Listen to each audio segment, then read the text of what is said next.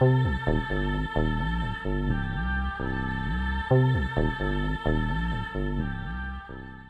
think that data without insights, without any sense of what human beings care about, is useless, right?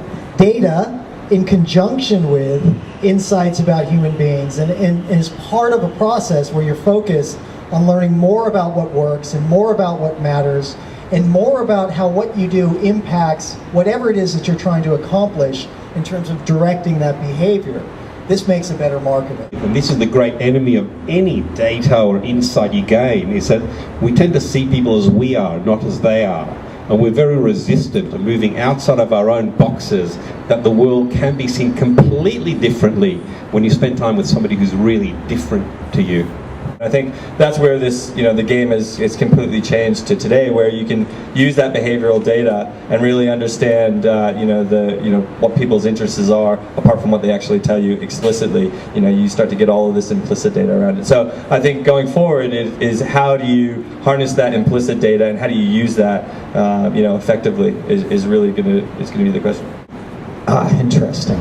I have a story, a bit of a data story, because I think the key to it is context. It's about the context of what's going on when that data is being collected and being able to understand that, and that's a very difficult thing. The story I have is a good friend of mine ended up buying a sailing book on Amazon. The sailing book actually wasn't for him, it was for his niece. But now Amazon thinks he loves sailing and he gets requested for sailing all the time. So the context of why that book was purchased is lost in it. It's not a complete understanding of the person and what's motivating them to actually buy that. I think the biggest challenge in the industry, both for the agency and the client, is to how do we take all this data and make sense of it, and then that's the first thing. So how do we drive actionable insight from it? And then the second thing is, how do we continually test and learn and ensure that the campaigns that we're putting out the door is best practice from what we've learned in the past. So I think that's the ongoing challenge that every agency and client faces. Can I just ask, where does creative work come into this debate? That's a good question. I wrote a tweet the other day which is very controversial to some people in the industry. But my view on this is data controls strategy. Strategy controls creative.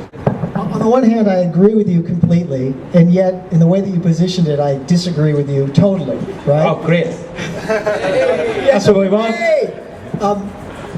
It's all about creative, right? It's data-driven creative. So that's the point. I think. So when we think about strategy, the strategy has to go back to the consumer. It has to go back to insights about the consumer. It has to go back to what creative actually does. Is they say, no, people are like this. They're not like your business plan. They don't give a rat's ass about your business objective. They care about what they care about. And if you're going to connect with them, you've got to be sympathetic to that. Now, we can use data in conjunction with that sort of creative approach to do a better job. We went with this manager of a big retail brand through his supermarket, one of his supermarkets, and he says at the end, you know what I just noticed? That when people fill up their trolley and it's filled up completely, they can't shop anymore. Why don't we get bigger trolleys? Now, no data of the $1.5 million he spent a year would ever tell him any of that. And I think the point is that there's got to be a certain instinct and genius. Before the iPod was invented, there were heaps of MP3 players around in the market, and they each had 400 buttons on them because they assumed that men like to play with buttons. And then somebody decided, in a genius creative, let's make it sleek and beautiful and personable and have no buttons on it at all. And I think it takes a bit of creative genius and instinct to really cut through, otherwise you're always battling. And I think a lot of agencies get scared by data. I think a lot of creative people want creativity to be something that isn't measured, that can't be measured, because they're scared of what the results might be. But the reality is the results drive better ideas and more thinking and more opportunity. So it's being excited by that opportunity. Don't be scared of data. Don't be scared. Okay.